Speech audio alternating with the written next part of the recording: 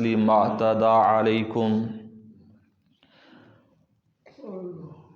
صاحب کتاب البیوع کے اندر آپ نے باب قائم فرمایا ہے باب الغصب والعاریہ کا، یعنی اس باب کے اندر کسی سے کوئی چیز چھیننے کے متعلق جو پیارے آقا علیہ الصلوۃ والسلام کے فرامین ہیں، اور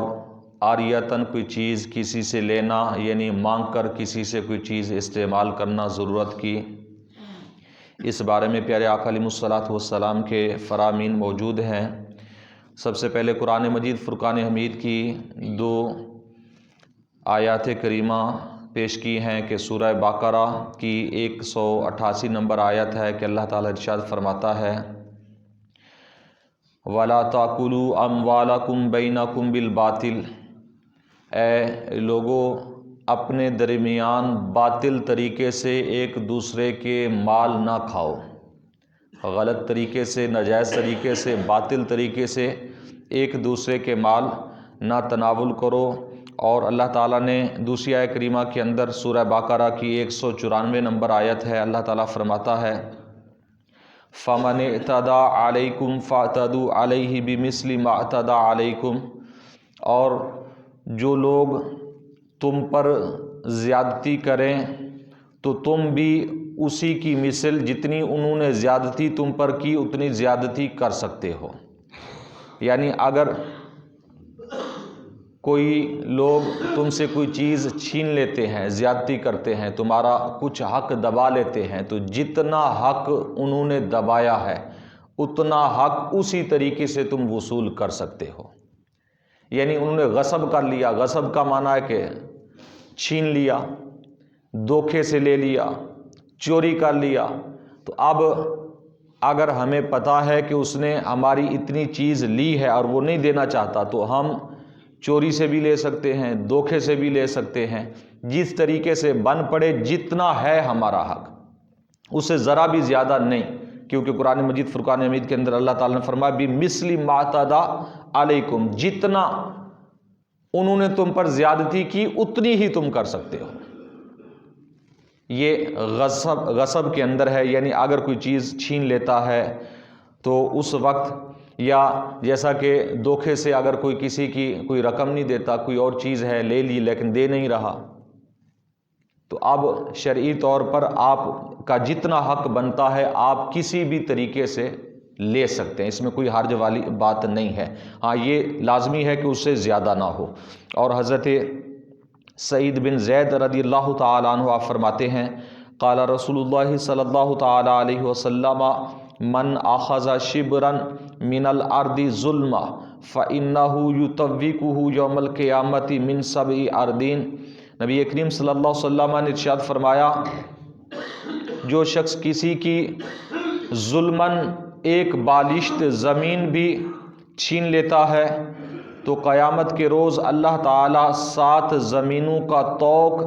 اس کے گلے میں پہنائے گا۔ یہ بخاری و مسلم شریف کی حدیث پاک ہے۔ اور اس کے علاوہ حضور نبی کریم صلی اللہ علیہ وسلم نے ارشاد فرمایا ایما رجل ظلم شبرا من الارض کلفہ اللہ عز وجل ان یحفرہ حتی یبلغ آخر 7 اراضین ثم یطوقہ الی یوم القیامت حتی یقضی بین الناس۔ پیارے آقا علیہ الصلوۃ والسلام نے فرمایا قیامت کے دن اس شخص کو یہ عذاب دیا جائے گا کہ جس شخص نے ایک بالشت بھی، یعنی کم از کم ایک بالشت بھی اگر کسی کی زمین دبا لی، پیارے آقا علیہ الصلوۃ والسلام نے فرمایا اللہ تعالیٰ قیامت کے روز اسے یہ عذاب دے گا، حکم فرمائے گا کہ گڑھا کھودو، یعنی جتنی زمین اس نے دبائی ہے وہ ساری اللہ تعالیٰ قیامت کے میدان میں اسے کھدوائے گا، حتیٰ کہ وہ 7 زمینوں تک اس زمین کو کھودے گا، 7 زمینوں تک اللہ تعالیٰ کھدوائے گا قیامت کے میدان میں۔ ثم یطوقہ الی یوم القیامہ، اب قیامت کے آخری حصے تک اس کے لیے وہ جو زمینیں تھیں وہ طوق بن جائیں گی گلے کا، 7 زمینیں۔ پیارے آقا علیہ الصلوۃ والسلام نے فرمایا حتی یقضی بین الناس، حتیٰ کہ لوگوں کے درمیان فیصلہ ہو جائے، یعنی قیامت کے میدان میں جب تک اللہ تعالیٰ نے حساب و کتاب نہیں کرنا، فیصلہ نہیں ہونا، تو 50,000 سال کا دن ہے قیامت کا۔ تو 50,000 سال کے اس دن میں یہ اللہ تعالیٰ عذاب دے گا کہ زمین کھدوائے گا جتنی دبائی ہے، چاہے ایک بالشت ہے،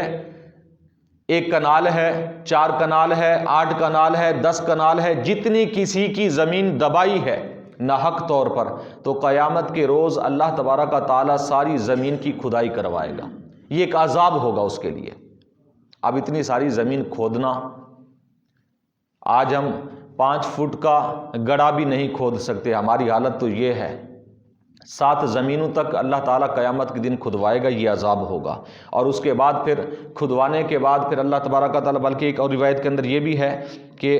نبی کریم علیہ الصلاۃ والسلام نے ارشاد فرمایا کہ من آخذ ارضا بغیر حقها کلف ان یحمل ترابها الى المحشر۔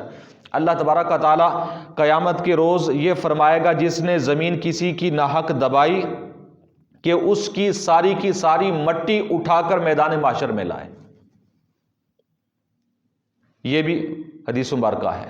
یعنی گڑھا کھودنے کے بعد جو ساری مٹی ہے وہ اٹھائے اور